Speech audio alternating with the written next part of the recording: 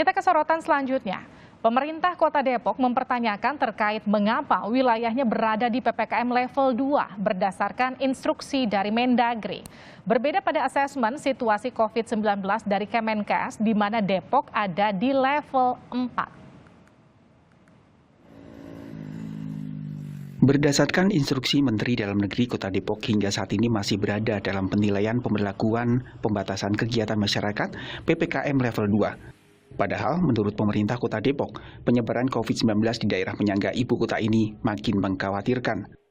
Berdasarkan data Satgas COVID-19 Kota Depok, hari ini kasus aktif COVID-19 di daerah penyangga ibu kota ini ada sebanyak 7.782 kasus. Sedangkan kasus harian sudah mencapai lebih dari 800 kasus per hari. Lalu, positivity rate menyentuh angka 13% dan tingkat keterisian rumah sakit mencapai 53%. Berdasarkan data-data penyebaran COVID-19 tadi, pemerintah setempat merasa seharusnya saat ini Kota Depok sudah menerapkan PPKM level 4 berdasarkan standarisasi penilaian yang ditetapkan Kementerian Kesehatan. Ya, kalau untuk Inmendagri itu 31 Januari, memang Jabodetabek utama ditetapkan level 2. Ya. Untuk asesmen Kemenkes, itu per 1 Februari, itu Depok sudah masuk di level 4. Kita saat ini sudah pada poin 4, pada level 4, dengan jumlah kasus proporsinya 165 per 100.000 penduduk. Jadi seperti itu. Jadi di dashboard Kemenkes bisa dicek, memang posisi saat ini itu kita berada pada level 4. Sementara itu, Satgas COVID-19 Nasional menyatakan, kendati lonjakan penyebaran COVID-19 di Kota Depok saat ini sangat tinggi, ada sejumlah hal yang membuat penilaian PPKM di Depok masih cukup berada di level 2. Salah satunya soal capaian vaksinasi.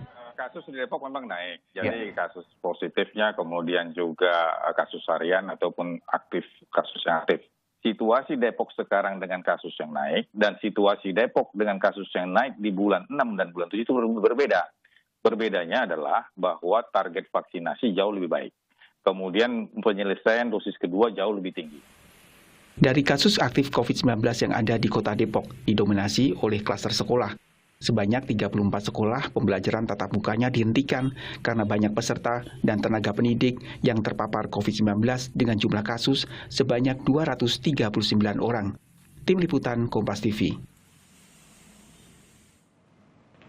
Saudara, pemerintah Kota Depok mempertanyakan mengapa status wilayahnya masuk PPKM level 2 jika didasarkan pada instruksi Mendagri, berbeda jika merujuk pada asesmen situasi dari COVID-19 daerah dari Kemenkes terbaru, di mana Depok itu sebetulnya ada di level 4. Tapi yang jadi pertanyaan, kenapa bisa beda? Kita akan berbincang dengan Direktur Jenderal Bina Administrasi Kewilayahan Kemendagri, Pak Safrizal. Selamat malam, Pak Safrizal. Selamat malam, Mbak Lipiana. Kita juga akan sapa Pak Dadang Wihana dari Satgas COVID-19 Kota Depok. Selamat malam, Pak Dadang. Selamat malam, Assalamualaikum, Mbak Lipiana. Waalaikumsalam. Saya ke Pak Safrizal dulu ya, Pak Dadang. Pak Safrizal, jadi Depok ada di level berapa? 2 atau 4? Ya, tergantung melihatnya pada saat ini. Jadi begini, supaya informasi tidak tersesat, sebaiknya saya jelaskan seperti apa mekanisme penetapan level terhadap pemerintah atau daerah kabupaten kota di seluruh Indonesia. Baik. Tidak ada yang berbeda karena masih satu jalur. Setiap hari Senin ya diadakan evaluasi penentuan level, termasuk evaluasi perkembangan COVID setiap minggu, dipimpin oleh Presiden, serta koordinator Jawa Bali, kemudian koordinator luar Jawa Bali untuk menunjukkan evaluasi. Data yang diambil adalah data pada hari terakhir pada masa periode, misalnya periode 1 minggu terakhir kemarin, ya tanggal 31 Januari. Tanggal itu diambil untuk menentukan 1 minggu berikutnya tanggal 1 sampai dengan tanggal 7 Februari. Data yang diambil adalah data dari dashboard Kemenkes. Ya. Data itu yang diambil, kemudian di exercise, ya. Kemudian baru ditentukan tiap kabupaten kota yang akan berlaku 1 minggu. Data yang diambil itu adalah data yang terus bergerak, ya. Jadi tanggal 1 tiap daerah menginput semua perkembangan situasi. Tanggal 2 diisi, tanggal 3 diisi. Jadi level terus bergerak. Sementara penentuan level itu untuk Jawa Bali ditentukan 1 minggu. Untuk luar Jawa Bali ditentukan 2 minggu sekali. Ya. Sementara data yang diupdate oleh pemerintahan daerah di dalam dashboard Kementerian Kesehatan itu setiap hari dapat berubah. Namun tidak mungkin kebijakan itu akan diubah setiap hari kan, karena butuh persiapan untuk melakukannya. Oleh karenanya setiap minggu ditetapkan pada hari terakhir periode pemberlakuan 1 minggu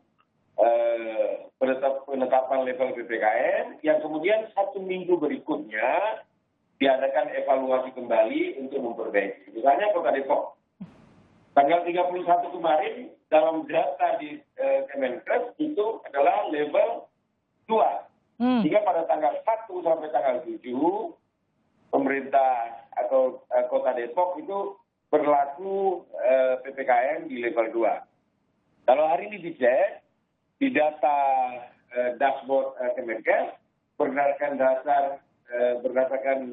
data yang terakhir diinput, maka dalam data bisa level 4. Nanti tanggal 7 ya akan diadakan evaluasi kembali. Pada data pada tanggal 7 itu nanti akan menentukan periode berikutnya tanggal 8 sampai tanggal 15. Bisa saja Depok berdasarkan data terakhir karena akumulasi 1 minggu. Jadi tidak bisa data 1 hari lalu ditentukan level. Jadi 1 minggu akumulasi data 1 minggu untuk ditentukan level. Baik, nanti saya juga akan tanyakan apa indikator-indikator yang menentukan apakah memang hanya berdasarkan BOR atau level katakanlah penyebaran atau misalnya positivity rate begitu atau apapun itu. Tapi sebelum itu saya mau ke Pak Dadang dulu. Pak Dadang, jadi masih relevan nggak sekarang kalau Depok melihat situasinya seperti sekarang ada di level 2? Ya, perlu kami sampaikan terlebih dahulu apa yang disampaikan Pak Dirjen itu betul adanya dari perubahan Inmendagri yang 2 mingguan menjadi 1 mingguan. Dan kami yakin bahwa Inmendagri ini adalah regulasi yang mensinergikan kebijakan penanganan COVID-19 di daerah. Sehingga memang Kota Depok itu pasti dan sangat panut terhadap Inmendagri. Apa yang disampaikan Pak Dirjen memang kami memahami bahwa setiap hari memang kami memantau terkait dengan asesmen dari Kementerian Kesehatan. Nah, pada tanggal 29 dan 30, mohon dicek mungkin Pak Dirjen, di dashboard Kemenkes, kita itu berada pada level 3 kalau tidak saya lihat. Dan memang pada saat yang bersamaan, kami membutuhkan payung hukum dalam rangka mengambil langkah-langkah tindak untuk pengaturan pengetatan di dalam PTMT. Karena memang kasus PTMT sangat tinggi, akan tetapi dalam SKB 4 Menteri itu sudah dikunci. Daerah tidak bisa menambah syarat, dan di dalam Inmendagri 6 juga jika gubernur, wali kota, bupati tidak melaksanakan Inmendagri akan dikenakan sanksi. Nah, itu Jadi dia. memang dalam posisi itulah kami memang kesulitan. Pada saat tertentu kami harus mengambil langkah-langkah kebijakan taktis, terutama untuk PTMT. Bagaimana kemudian pemerintah daerah bisa mengambil kebijakan-kebijakan yang lebih taktis karena kemudian berbenturan dengan banyak aturan atau banyak kemudian batasan yang juga bisa diambil. Nanti juga akan kita bahas, tapi kita akan mengumandangkan azan maghrib terlebih dahulu untuk Anda yang berada di wilayah Jakarta dan sekitarnya. Kita akan lanjutkan perbincangannya usai kumandang azan maghrib. Kita lanjutkan perbincangannya masih bersama dengan Pak Safrizal, Dirjen Adwil Kemendagri, dan Pak Dadang Wihana dari Satgas Covid Kota Depok. Saya ke Pak Safrizal, tadi pertanyaannya dari Pak Dadang munculnya ini bagaimana daerah bisa mengambil kebijakan taktis jika terbentur dengan aturan Kemendagri. Karena Kota Depok juga terakhir kan mengambil kebijakan untuk menghentikan PTM 100% di Kota Depok. Tapi ini kan tentu ada juga aturan yang seharusnya tidak bisa dilakukan, ditabrak artinya sama Kota Depok ketika menghentikan PTM itu, ada sanksi yang menunggu. Jadi gimana ini? Ya, bagaimana dijelaskan tadi oleh Pak Dadang juga, misalkan Kota Depok tingkat penyebaran itu paling banyak di sekolah. Betul. Sementara penerapan PTM pada sekolah tergantung level dan mengacu kepada surat keputusan bersama 4 menteri. Kami mendengarkan, termasuk dari Pak Dadang sendiri, kami pernah di WA oleh beliau, kemudian kami baca media juga. Kemudian dari hasil evaluasi, kebetulan kami rapat dengan beberapa kementerian, Kemendiknas, kemudian dari Kementerian Agama, dari Kemenko Marinvest, BNPB.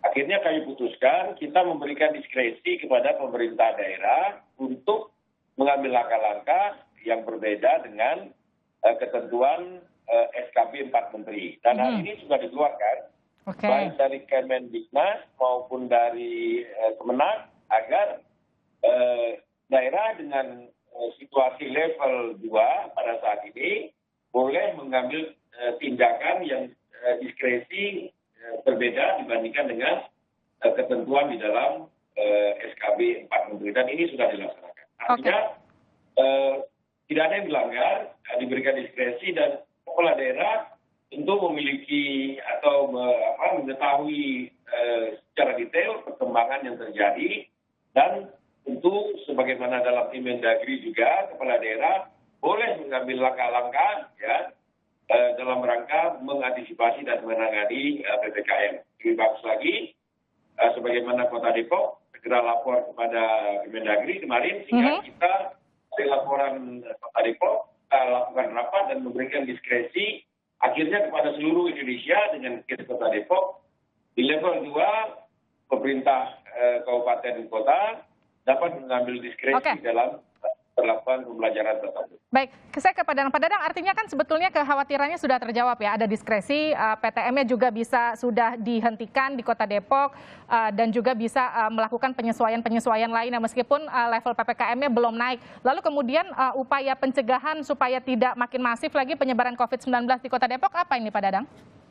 Mohon izin mungkin perlu kami sampaikan terlebih dahulu, Kota Depok tidak menghentikan PTM 100%. Karena kami panut terhadap Inmendagri. Maka dari itu, secara etika pemerintahan, pemerintah Kota Depok, Pak Wali, menyampaikan surat ke Pak Menteri Dalam Negeri, dan kami menyampaikan apresiasi yang luar biasa. Pak Dirjen berkoordinasi dengan lintas kementerian, dan keluarlah SE terkait diskresi untuk level 2, itu boleh 50%. Nah ini saya kira ini respon yang luar biasa, dan ucapan terima kasih dari kami untuk pemerintah pusat. Nah karena memang kemarin dilematis, Depok jujur tidak bisa melanggar aturan terkait dengan Inmendagri maupun SKB 4 Menteri. Kami panut, karena kami di daerah harus satu komando di dalam rangka pencegahan dan penanganan COVID-19. Nah saat ini setelah SE Mendikbud keluar, kami langsung melakukan sosialisasi kepada warga, ke warga satuan pendidikan, secara simultan mereka melaksanakan PTMT 50%. Mulai hari tadi dan selanjutnya. Selanjutnya memang saat ini ada peningkatan kasus di kelas PTMT.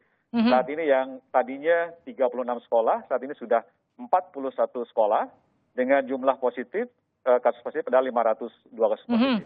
Itu kan angkanya sangat tinggi ya Pak Dadang ya. Kalau tadi sudah dikasih diskresi ke 50%, artinya apalagi kemudian tolak ukurnya untuk kemudian ini di PTM-kan atau di PJJ-kan 100%, PTM-nya dihentikan atau tetap stay di 50%? Sampai mana tolak ukurnya? Ya, diskresinya kan kami baru laksanakan hari ini. Ya mudah-mudahan jaga jarak dari setiap rombongan belajar bisa terjaga. Akan tetapi itu bukan satu-satunya memang lonjakan kasus yang terjadi hanya dari PTMT. Dari hal lain, dari klaster keluarga dan juga dari klaster tempat kerja.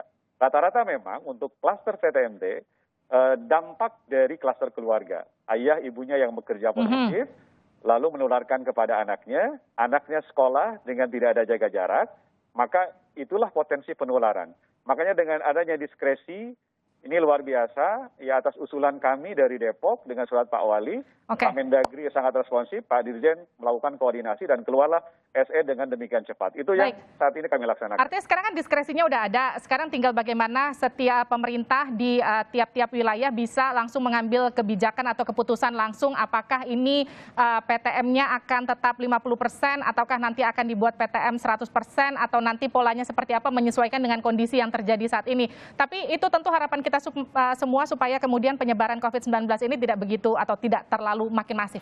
Terima kasih telah bergabung bersama kami Pak Safrizal, Dirjen Atwil Kemendagri. Terima kasih juga Pak Dadang Wihana, Satgas Covid Kota Depok. Usai jeda di Sapa Indonesia Malam.